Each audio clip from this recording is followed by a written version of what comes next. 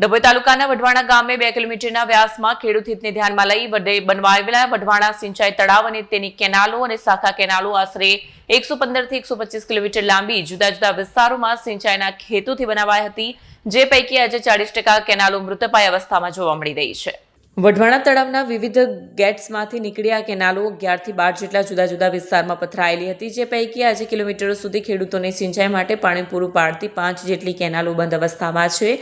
જે કેનાલો પૈકી કેટલીક કેનાલો ગતરગંગામાં ફેરવાઈ ચૂકી છે, તો કેટલીક કેનાલો પર જમીન માફિયાઓ દ્વારા દબાણ પણ કરી દેવાયા છે।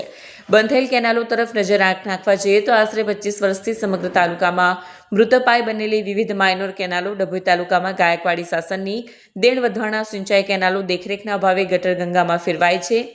આ પૈકી કેટલીક કેનાલોમાં ડભોઈ નગરપાલિકાના ગટરના પાણી વહેતા જોવા મળે છે, તો કેટલીક કેનાલો પર ભૂમાફિયાઓ દ્વારા દબાણો કરી પૂરી દેવાય છે। તાલુકાની 40% જીવંત પરંતુ મૃતપાય બનેલી કેટલાક કેનાલો જીવંત જોવા મળતી કેનાલો માત્ર 6 જ કાર્યરત છે, તેમાં કેટલીક કેનાલો આજે જર્જરિત હોય સમારકામ ચાલુ છે।